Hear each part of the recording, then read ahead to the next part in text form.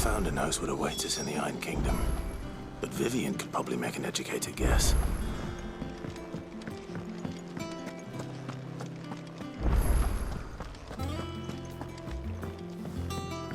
Deadlands wouldn't be half as bad without all the bloody dust.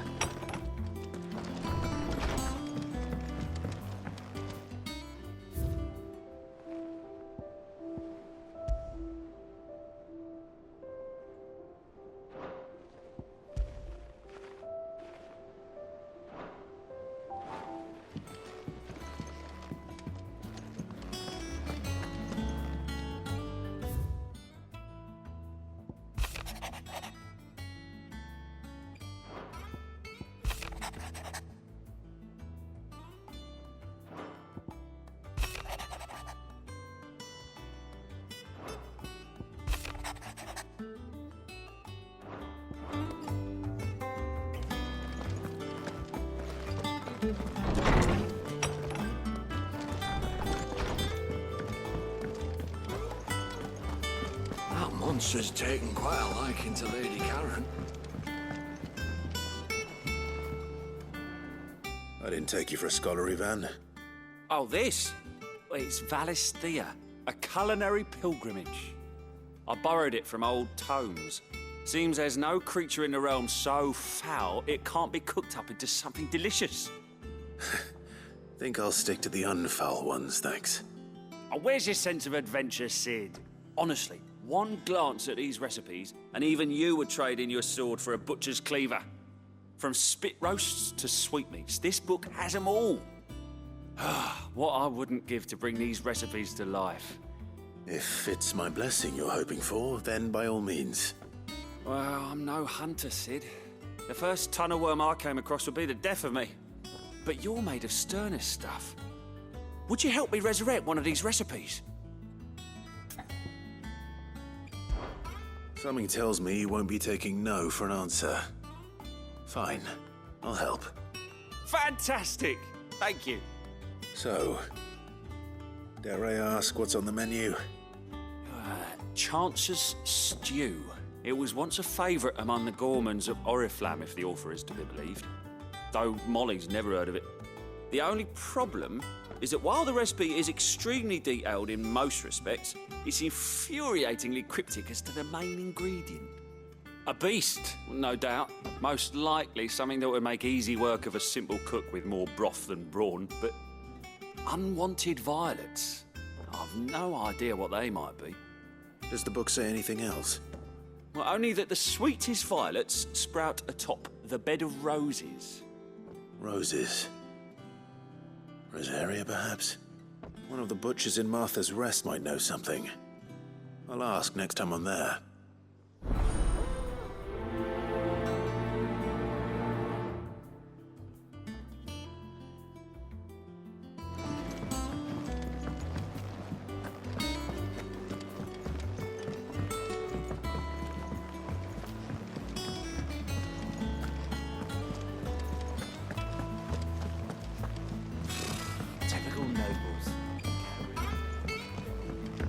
How did we never There are hear new of billets these being Guardians of posted the Throne? every day. Clive! Oh, am I glad to see you? Is something wrong? It's Blackthorn. He ain't himself. And if I'm honest, he ain't been for a while. Normally it only takes a couple of drinks to perk him back up, but not this time. Something's getting him down. And whatever it is, he ain't telling. It's like he's lost his spark, you know? He's barely got enough fire in his belly to get the ump about stuff. But I'm thinking he might if we both bent his ear, because he respects you, innit? So, what do you say?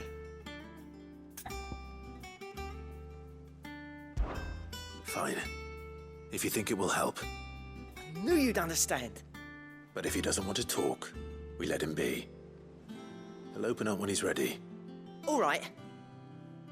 Now, he'll only smell a rat if we both turn up at once. So, I'll go first, and you can meet us at the forge. Wait a bit, then head over when you're ready.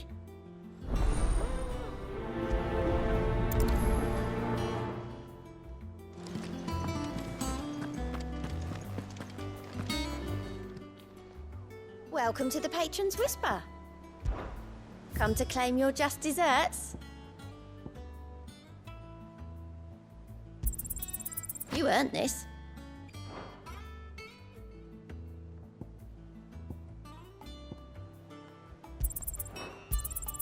All yours. Here you are. Come again. I may have more for you.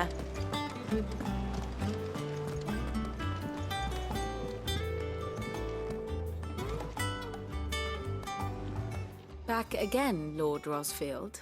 I'm touched that you should find me such good company. It is not your company, but your counsel that I seek on this occasion. Ever the charmer. What will it be today, then? The Iron Kingdom. I need to know what to expect. You'll soon be setting sail for Drake's Breath, then, I take it. The mother crystal that rises from the boiling sea. There was a time when a true-blooded Rosarian had only to brave the waves to visit it. But then the Ironblood made their move.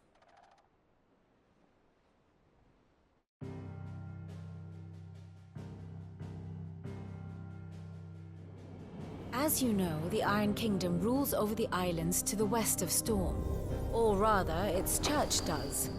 But this is not the pragmatic approach to state religion employed by the Holy Empire to manipulate the masses. No, the Iron Kingdom is the literal embodiment of the crystalline orthodoxy.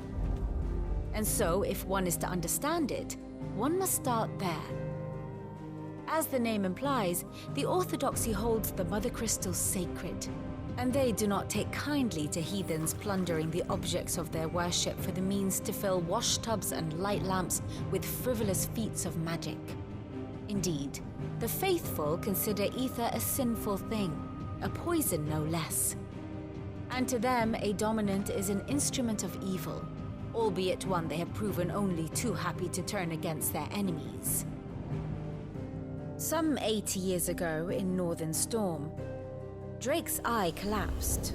Soon after, in pursuit of ether and with the blight at their backs, the Northern Territories descended upon the Grand Duchy of Rosaria.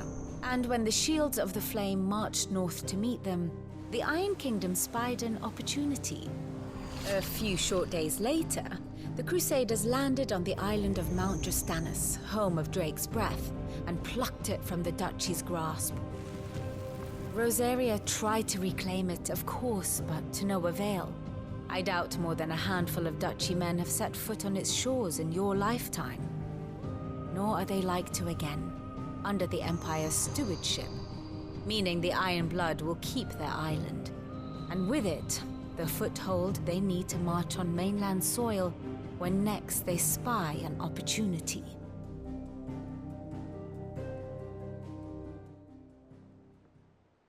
The Mother Crystal is both the object of the Iron Blood's worship and their gateway to the continent, making Drastanus the holiest of holy grounds, from which the Orthodox Crusade shall one day sail forth to claim the remaining Mother Crystals, or die trying. My father and my grandfather both traded blows with the Iron Blood for control of Drake's Breath. Had things unfolded differently at Phoenix Gate, we would have sent our entire fleet against them.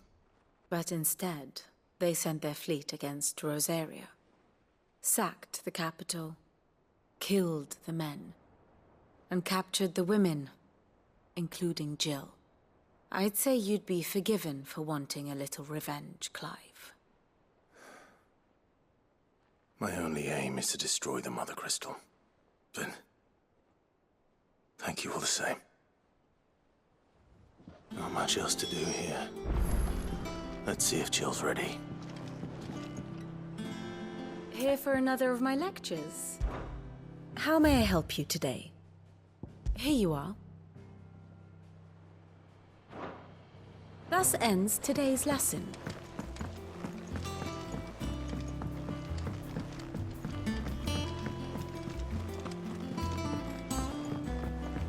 I could have sworn we had a few.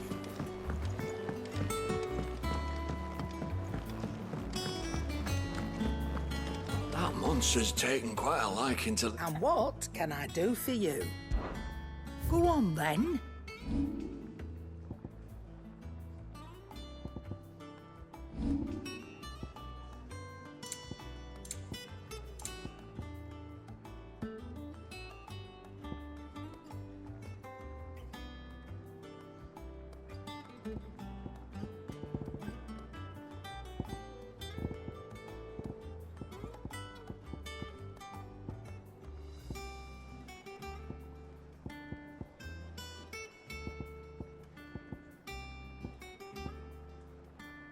finished, are you?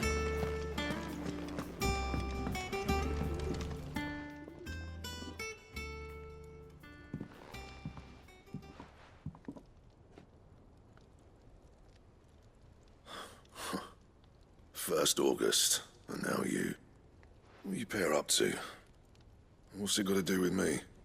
August was worried that something had been weighing on your mind. I thought you might want to talk about it. Did you now? I told you not to stick your nose in my business. What'd you go and do? Clive just wants to help, innit? What's so bad about that? Talk to him. You never know, you might feel better for getting it all out in the open. Please, mate. I'm worried about you. Phil shut you up. It's nothing, really. Stupid. Not the sort of thing you bother people about. Why don't you tell us all the same?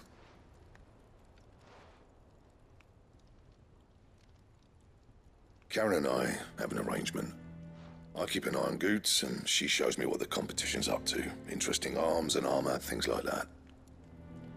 Anyway, the other day, she shows me a cuirass she's come by. Masterpiece of level work. Light, supple, and tougher than it had any right to be. Made my stuff look like heavy, clumsy shit. I should have brought the bastard thing there and then just to study it, but I was too proud. Now, every time I reach for my hammer, I'm reminded that I'm not the craftsman I thought I was. There. You happy? You got what you came for. Now piss off. All right. We're going.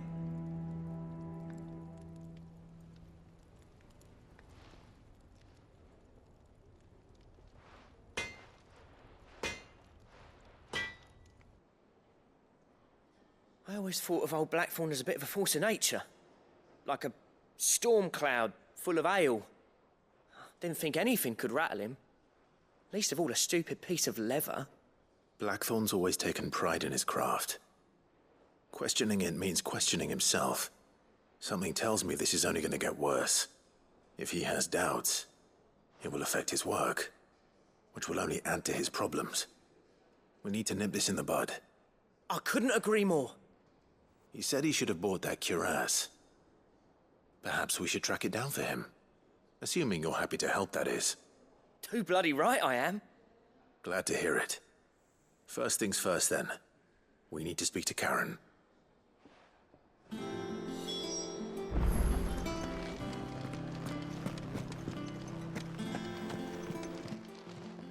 Karen, do you have a moment?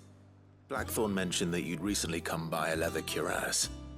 An exquisite example of the craft, from what he told us. And he ain't been himself since he saw it. So we thought we'd buy it for him. Sorry, sold it already. Didn't think Blackthorn cared for it the way he turned his nose up. But it was nicely put together, that's for certain. Even if the bloke who made it is a bit of an odd one. Happened across him on my travels. Makes all his stuff to order, but the fella who commissioned it refused to pay. He didn't like the colour of summit. So I took it off his hands for a fair price. You don't know where we might find him, do you? Like I said, he's a bit of an odd one. Doesn't even have a workshop. He don't trust hunters neither, which means he spends as much time out tracking beasties as he does working their hides. I see. He did tell me something, though. Apparently, his next commission's for a set of griffin hide greaves. Here, there's a griffin on the hunt board. The curse breakers were placing bets on who'd bag it. Now, where the bleeding hell was it sighted? Somewhere in Sambrec, maybe... Care Northern, that was it. Thank you, Karen. We'd be lost without you. At least you admit it. So, it sounds like going after that griffin might be the best chance we have of finding our roaming leatherworker. I'll leave the hunting to you if you don't mind. While you get on with that, I'll ask around the markets. See if I can't sniff out who he is and where he's hiding. Good idea. Hopefully one of us will be able to track him down.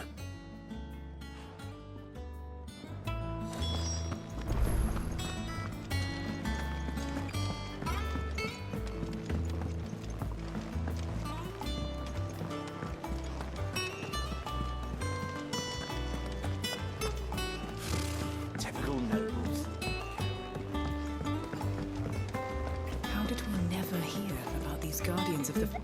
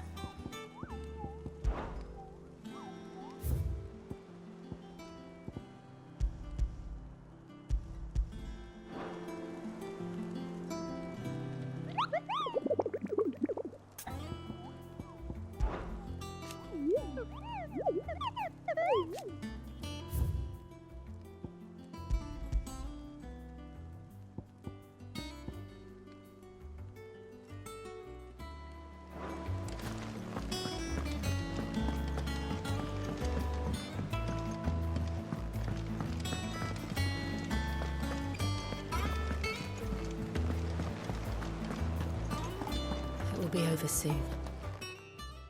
You ready? I think so. Jill.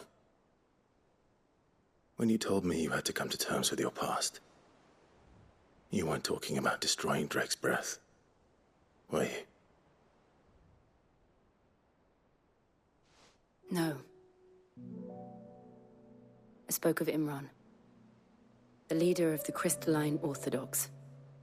The man who made me do all those unspeakable things. I'm going to kill him. It's what I need to do to put the past behind me. What I need to move forward. And I know that I can do it.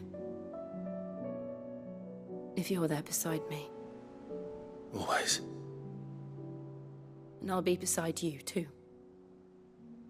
We'll bring down the Mother Crystal together. All while Sid looks on.